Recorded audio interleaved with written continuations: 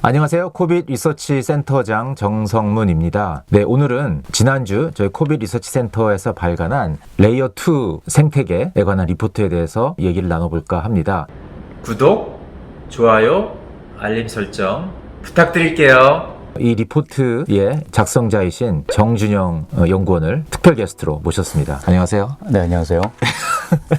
어떻게 이렇게 유튜브 영상은 많이 좀 익숙하신가요? 지금 처음이라 가지고 많이 긴장을 하고 있고요. 아, 그래요? 네.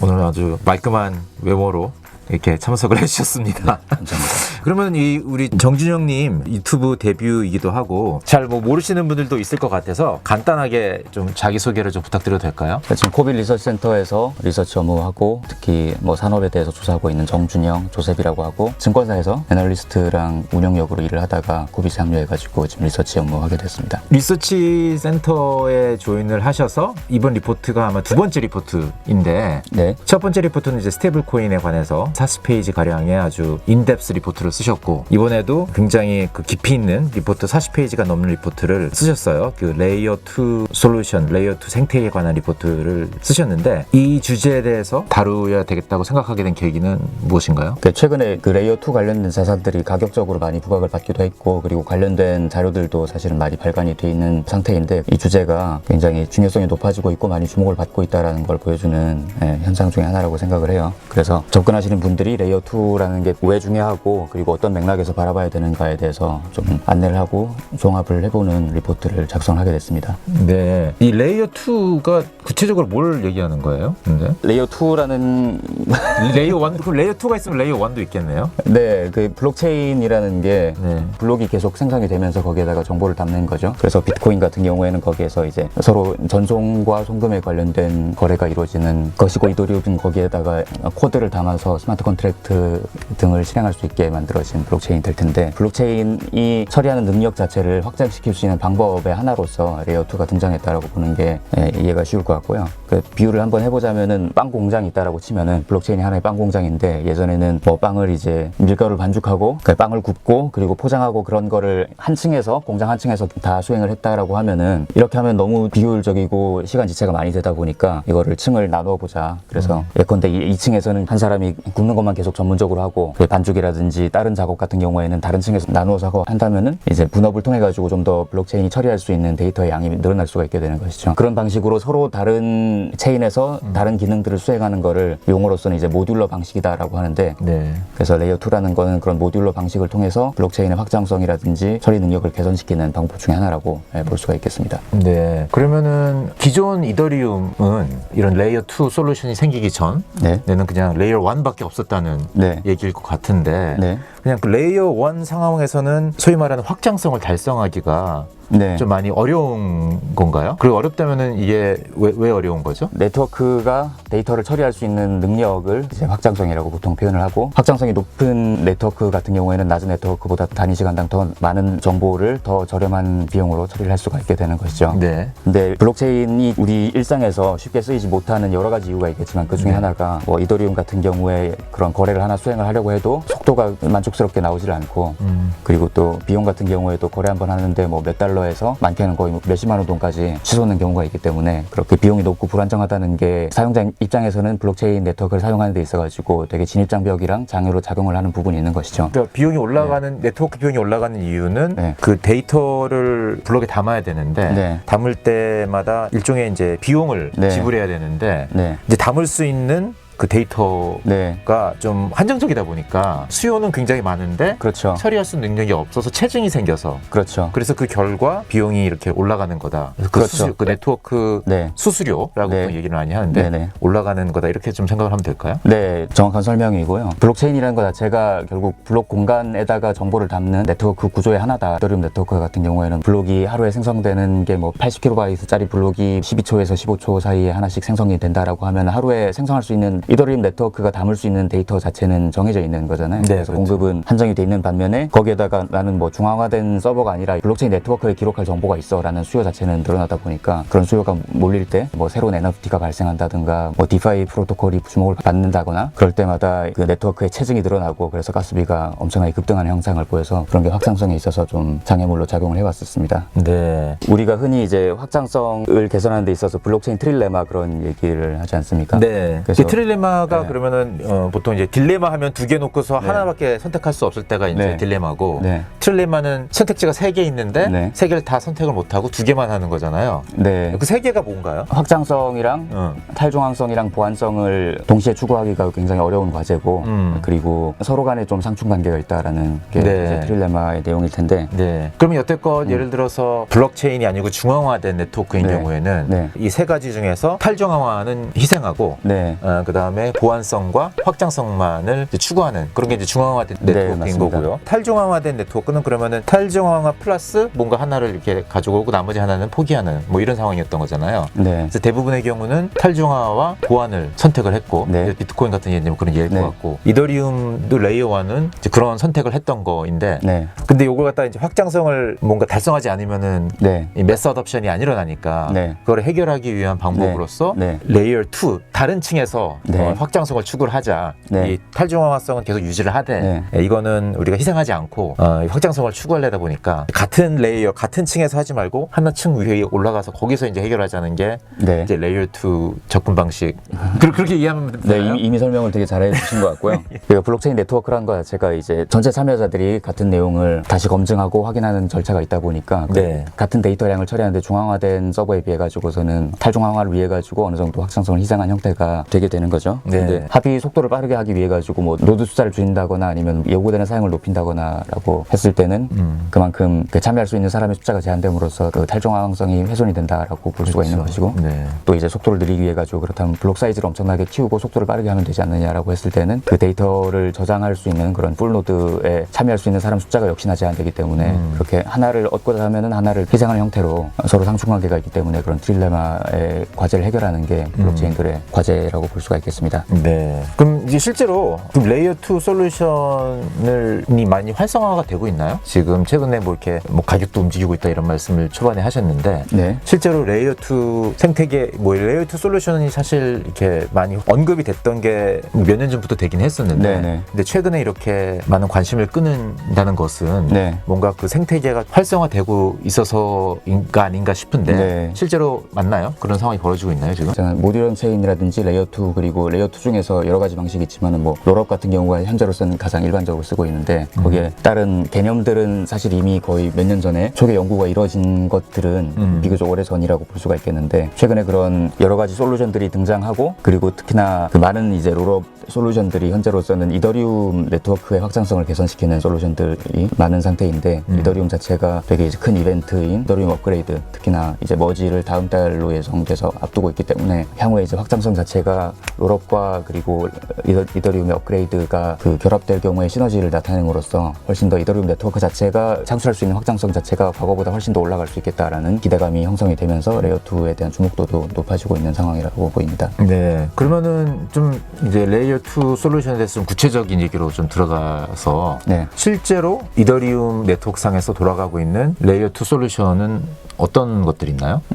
아까 레이어 2 중에서 롤업이 현재로서는 일반적이다라고 말씀을 드렸는데 방식에 대해서 설명을 드리자면은 뭐 들어보셨을 수 있겠지만은 그게 옵티미스틱 롤업 그리고 GK 롤업 크게는 두 가지 방식이 주로 쓰이고 있는 것 같아요. 블록체인 기능을 크게 나눠보자면은 합의라는 기능이 있고 그리고 그 트랜잭션의 거래 실행이라는 기능이 있고 그리고 데이터 가용성이라는 기능이 있다라고 얘기를 하는데 네. 그 블록체인 상에서 블록체인이 수행하는 기능이 이렇게 세 가지가 있다는 거죠? 네, 그렇게 세 가지로 나눠볼 수가 있고 크게는 그리고 합의라는 거는 우리 블록체인에서는 그 블록들이 이런 순서로 생성이 돼 있어. 그리고 이제 블록을 하나를 더 생성하려고 하는데 거기에다가 거래는 이런 순서로 담길 거야. 모두가 동의하지? 라고 해서 그런 동의한 상태를 만들어내면은 합의가 이루어진 거라고 볼 수가 있고 거기에 맞춰서 이제 트랜잭션을 수행을 하는 게 실행의 과정이라고 볼 수가 있는 거죠. 네. 그리고 실행했으면은 그 바뀐 상태의 데이터가 있을 것인데 그 데이터가 일부 사람은 접근이 가능하고 일부 사람은 접근이 안 된다. 데이터라고 하면은 그거는 네트워크 자체의 투명성이나 데이터 가용성이 보장이 안 되는 것이기 때문에 모든 노드들이, 모든 참여자들이 트랜잭션에 관한 데이터에 대해서 접근이 가능해야 된다라는 게 데이터 가용성의 개념이라고 볼 수가 있고, 그 모듈러 블록체인이 그 세 가지 기능을 서로 따로 떼가지고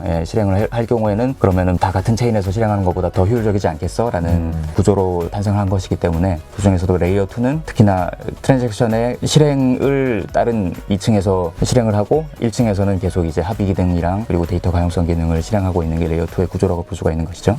빵 공장의 예를 들어서 얘기를 네. 하면은 네. 빵을 만드는 기능이 있고 포장을 하는 기능이 있고 네. 포장에다가 뭐 가격표를 붙이는 기능이 있고 네, 네. 이렇게 했을 경우에 빵 만드는 거는 그냥 1층에서 레이어 1에서 하는 거고 네. 포장이랑 뭐 딱지 붙이는 거 네. 그거는 2층에서 하는 거고 뭐 이렇게 생각해 볼 수 있는 건가요? 예시로 든 거기 때문에 정확하지는 않을 수가 있겠지만은 네. 빵을 굽는 거를 만약에 이제 합의를 하는 거를 반죽을 만든 거라고 치자면은 이제 네. 그러니까 2층에서는 굽는 것만 전담해서 하는 거죠. 그런데 빵이 제대로 된 정품 빵이다, 이건 상한 빵이 아니라 제대로 된 빵이다라는 결국은 이제 트랜잭션 유효하다라는 것을 증명을 해야지 밑에서 이제 그렇게 라벨링을 하고 포장을 할 텐데, 그 롤업 같은 경우에는 상자에다가 잘 압축을 해가지고 한 상자에 여러 개의 트랜잭션이 들어갈 수 있고, 그리고 거기에 대한 트랜잭션에 대한 데이터와 그 상태 정보를 배치하는 데다가 곱게 담아가지고 레이어 1에다가 제출하고 전송을 하게 되는 거죠. 네. 이 빵이 이제 제대로 된 빵이다라는 거를 입증을 해야 되는데 그 방식에 따라 가지고 옵티미스틱 롤업이랑 GK 롤업이라는 게 다소 차이를 보인다라고 볼 수가 있을 것 같습니다. 네. 좀 약간 쉽게 설명을 하면은 두 가지의 차이는 어떤 부분에서 있는 거죠? 그러니까 그걸 증명하는 방식에 있어서. 롤업이 레이어 1으로 제출하는 것은 트랜잭션에 대한 데이터랑 그리고 바뀐 상태 정보에 대한 데이터가 될 텐데 그 트랜잭션이 유효한지에 대해 가지고 제출하면서 바로 검증을 하는 방식이 있고, 그리고 이제 제출한 다음에 사후적으로 다른 사람들이 이게 맞는지 안 맞는지를 검증해서 맞다라는 것을 판정이 된 뒤에 기록을 확정짓는 방식이 있을 텐데, 네, 옵티미스틱 롤업 같은 경우에는 일단은 제출을 한 뒤에 어느 정도의 기간을 두고 다른 사람들이 이게 유효한지 아닌지를 검증하는 기간을 거쳐서 그 기간 동안에 거기에 대한 이의가 제기되지 않는다면 오케이, 이것은 유효한 트랜잭션이다라고 인정을 해주는 방식이 될 것이고, GK 롤업 같은 경우에는 GK라는 게 영지식 증명이라는 암호학 보안 용어에서 나오는 건데, 영지식 증명이라는 방식으로 트랜잭션 데이터를 제출할 때마다 이게 이제 유효한 트랜잭션이라는 것을 증명하는 이제 암호화된 코드를 같이 전송을 함으로써 제출된 뒤에 사후적으로 이상한 빵이 있는지 골라내는 작업이 필요 없는 방식이 되는 거죠. 네. 제가 이제 사용해 보니까 이제 기능면에서 유저 입장에서 봤을 때는 옵티미즘이나 아비트럼에서 뭔가 자산을 이동시키려고 그러면은 이더리움 쪽으로 이게 시간이 좀 걸리더라고요. 한 뭐 일주일 정도까지. 그런데 이게 그 아까 지금 얘기한 어떤 그 검증 과정이 필요하기 때문에 일어나는 현상인 것 같고. 네, 그 아비트럼이나 옵티미즘을 이용하려면 이제 그 자산을 이더리움 네트워크에서 옵티미즘으로 그리고 아비트럼으로 이동을 시킨 다음에 그 안에 런칭돼 있는 DApp들을 이용을 하게 되는 것일 텐데요. 그거를 이더리움 네트워크로 다시 자산을 회수하려고 하면은 아까 말씀드린 이제 일정 기간 동안의 검증 기간이 필요하기 때문에 일주일 정도는 기다리는 현상이 발생할 수가 있죠. 네. 그럼 이제 거꾸로 얘기하면 GK 롤업의 경우에는 그렇게 기다릴 필요가 없다는 얘기잖아요. 네, 그래서 사용자 입장에서는 그렇게 그런 대기 기간이 존재하는지가 가장 체감이 되는 차이라고 볼 수가 있을 것 같아요. 예. 그러면 지금 현재 언뜻 보기에는 GK 롤업이 되게 훨씬 더 장점이 많은 것 같처럼 느껴지는데 그럼에도 불구하고 옵티미스틱 롤업이 많이 사람들이 언급을 하고 사용되는 이유는 뭔가요? 반면에 옵티미스틱 롤업 같은 경우에는 뭐 장점 중에 하나는 이더리움이 사용하는 EVM이라는 가상 머신이랑 호환성이 상대적으로 더 좋기 때문에, 그래서 이더리움 네트워크에 있는 DApp들이 이제 옵티미스틱 롤업을 사용하는 그런 네트워크들로 넘어오기가 이제 GK 롤업에 비해 가지고 훨씬 더 간편한 상황이었던 거죠. 그게 가장 큰 뭐 장점이겠네요. 왜냐하면 지금 현재 이더리움 네트워크에서 많이 사용되는 앱들이 이미 존재를 하고 있고 그런 앱들 입장에서는 뭐 새롭게 막 뭘 다시 수정해가지고 올리는 것보다도 그대로 이제 옮겨갈 수 있으면은 훨씬 뭐 유저도 따라오기가 쉽고 이러기 때문에 그렇죠. 그 EVM 호환성이라는 게 굉장히 어떤 큰 장점일 수 있겠네요. 맞습니다. 그래서 GK 롤업 같은 경우에는 모든 뭐 일반적인 스마트 컨트랙트에 대해서 한다라는 게 되게 기술적으로 난이도가 높은 작업이기 때문에 점차 GK 싱크라든지 폴리곤이라든지 스크롤 같은 프로토콜들에서 EVM이랑 호환이 되는 식의 GK 롤업 솔루션들을 개발하는 진전이 일어나고 있는 상황입니다. GK 롤업은 EVM을 위한 범용은 아니니까 만약에 EVM 환경에서 돌리고 싶은 앱이 있다면은 그러면 GK 롤업 상에서는 그거는 구현을 하기 위해서 또 뭔가 커스터마이즈된 솔루션이 그 위해서 만들어져야 된다는. 옵티미스틱 롤업 같은 경우에는 EVM 그 코드를 구현하는 게 특별한 제약이 있는 게 아니다 보니까 그래서 그 네트워크에 이제 여러 가지 DApp들이 범용으로서 올라올 수가 있는데 GK 롤업도 그런 방식, 그런 방향으로 지금 발전을 해나가고 있다라고 보는 게 많은 설명일 것 같습니다. 그러면 지금 이제 레이어 2 솔루션이 많이 관심을 끌고 있고 생태계가 활발히 좀 조성이 되려는 조짐을 보이고 있고 성장성도 많은 사람들이 기대를 하고 있고 이런 성장성을 보고 투자를 하고 싶은 그런 투자자들은 어떤 식으로 투자를 하면 좋을까요? 얼마 전까지 뭐 올해 초나 작년까지는 레이어2 솔루션에 토큰이 없는 프로젝트들이 되게 많았었던 상황이었어요. 근데 토큰 없이 그냥 솔루션만 제공이 되고 있었다 이거죠? 대표적인 뭐 옵티미즘, 아비트럼, 뭐 GK싱크, 스타크넷 그런 대표적인 범용 솔루션들이 토큰이 없이 그냥 운영이 되고 있었던 상황이었는데 최근에는 전략이 많이 변경이 되는 상황이라서 옵티미즘 같은 경우에는 6월 달에 이제 이미 토큰이 런칭이 됐었고 스타크넷 같은 경우에도 이른 시일 내에 런칭을 앞두고 있는 상황이고 네, 저도 9월이라고 해서 본 것 같긴 합니다. 들어보니까 레이어2 솔루션들이 최근에는 뭐 전에는 그렇지 않았지만은 토큰을 이제 최근에는 많이 발행을 하면서 투자자들 입장에서는 레이어2 솔루션의 그 성장 을 익스포저를 가져갈 수 있는 그런 어떤 수단이나 방법들이 좀 생기고 있다라는 그런 말씀이신 것 같은데 기존에도 뭐 GK 롤업 중에서 개별 어플리케이션 단에서의 토큰들이 물론 존재를 했었지만은 이제 범용 솔루션에 대한 토큰들이 점차 마케팅적인 용도도 있고 아니면은 그 운영상의 탈중앙성을 개선시키기 위한 용도도 있겠지만은 투자에 있어서의 대안들은 과거보다는 풍부해지고 있는 상황으로 볼 수가 있겠고요. 다만 이 토큰이라는 게 이 프로토콜이 얼마나 성장을 하겠다에 대한 전망과 예측과 함께 그 토큰 자체가 어떤 구조를 가지고 있고 프로토콜 성장에 따라서 토큰 홀더한테는 어떤 효용이 제공이 되고 이걸 어디에 사용할 수가 있는가, 거버넌스에 사용할 수가 있는가, 아니면 수수료에다가 이용을 할 수가 있는가, 아니면 이게 누구한테 지급이 될 수가 있는가 같은 구조를 같이 살펴본다면은 더 현명한 투자가 될 수 있지 않을까 생각을 합니다. 네, 그러니까 뭐 토큰이 뭐 발행을 되고는 있지만은 이제 실제로 어떤 식으로 사용이 되고 토큰이 생태계 그 성장에 어떤 식으로 이제 기여를 하고 뭐 이런 설계 구조를 좀 확인을 한 다음에 투자 결정을 할 그런 부분은 보고서 및 그리고 각 프로토콜의 그런 공식 문서에서 비교적 쉽게 확인을 할 수가 있습니다. 네, 알겠습니다. 그럼 이제 이더리움 최근에 머지 뭐 이런 게 많이 얘기가 되고 있으면서 이더리움 레이어 1 자체의 확장성의 노력들도 주목을 받고 있는데 만약에 L1에서 확장성이 개선이 되면은 그러면은 L2가 좀 존재감이 약해진다거나 뭐 이럴 가능성은 없는 건가요? 이더리움 업그레이드의 되게 장기적인 계획 중에서 지금 이제 머지라는 POS 체인으로의 전환이라는 단계가 앞두어지고 있는 상황인 건데요. 그 머지 자체가 가스비에 대해서 직접적으로 영향을 주는 건 아니죠. 그 자체가 확장성의 개선은 아닌데 이제 그 이후에 로드맵상 이제 샤딩을 통해서 이더리움 네트워크 자체를 여러 가지 샤드들로 분할을 해서 레이어 원상에서 확장성을 개선시킨다든지 방식들이 계속 예정이 돼 있는 상황인데요. 그 어느 한 솔루션 자체가 모두에게 충분한 정도의 확장성을 제공하기보다는 여러 가지 솔루션들을 같이 적절하게 배합을 해서 사용할 때 몇천 TPS 정도 거래 속도를 이룰 수가 있는 거잖아요. 근데 샤딩이랑 롤업이 같이 사용될 경우에는 그 한계를 넘어가지고 수만 TPS까지의 속도로도 확장성을 개선할 수가 있는 우리가 장기적으로 블록체인 네트워크 자체가 더 대중화된 서비스가 되기 위해서는 어느 한 솔루션에 의존하는 게 아니라 모듈러 블록체인 그리고 롤업 솔루션들이 같이 발전을 해나가야 되는 부분으로 생각이 되고 있습니다. 그러니까 아마 이러한 우려를 갖고 있는 분들은 뭔가 이제 뭐 아니면 도 같은 이분법적인 접근 방식을 해서 그런 걸 것 같다는 생각이 좀 들더라고요. 그러니까 L1 아니면 L2 뭐 이런 게 아니고 서로 상호 보완하고 상부상조하는 그런 단계라고 볼 수 있는 거잖아요. 네, 실제로 최근에 그런 확장성 개선을 위한 시도들을 보면은 이게 어느 방식이 국한이 돼 있다라기보다 사용자들의 요구에 맞춰가지고 좀 더 유연하게 조합을 할 수가 있고 그리고 더 다양한 선택권을 부여할 수가 있는 방식으로 발전을 하고 있다는 게 느껴지고요. 그리고 모듈러 블록체인 내에서도 어떻게 효율적으로 분업을 하고 더 조합을 할 수가 있는가라는 부분이 확장성 개선을 위해 가지고 최근에 이루어지고 있는 고민이라고 볼 수가 있을 것 같습니다.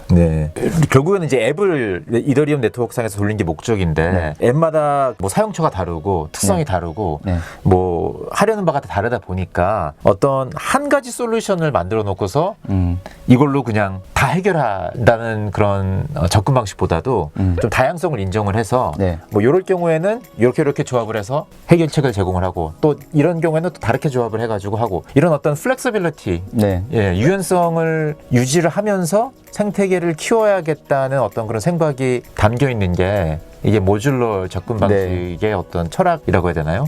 그런 어떤 생각이 담겨 있는 것 같아요. 제 생각에는 뭔가 모놀리틱, 그러니까 레이어 1에서 모든 걸 하려다 보면은 사실 거기서 이제 유연성이라는 거는 좀 존재하기가 힘드니까 그래서 아마 이런 그 다양성을 인정하고 어느 방향으로 이게 어떻게 사용될지 모르는 상황에서는 어떤 가능성을 열어두는 접근 방식이 이제 모듈러 접근 방식이 아닌가 이렇게 생각이 좀 드네요.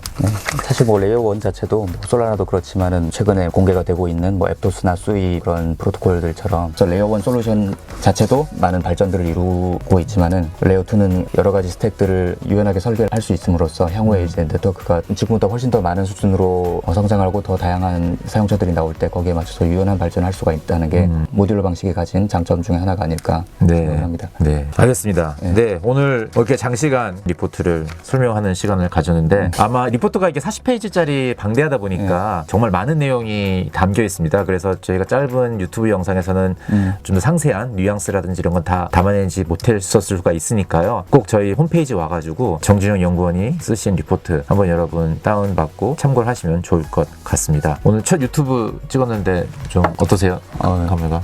진땀이 나는데 이게 조명 때문인지 질문 때문인지 질문이요? 제 질문이 그렇게 좀 부담스러우셨나요? 날 것 그대로의 질문들이 또 많이 나온 상황인 것 같아가지고 제 보트에 대해 가지고 전반적으로 좀 커버를 하면서도 더 오히려 더 깊게 들어갈 수가 있는 기회가 아니었나 싶습니다. 네, 알겠습니다. 또 유튜브에 용기 내서 카메라 앞에 서서 앉아서 이렇게 말씀해 주시는 시간을 갖게 돼서 감사드리고 저희는 또 다음 영상에서 찾아뵙도록 하겠습니다. 안녕히 계십시오.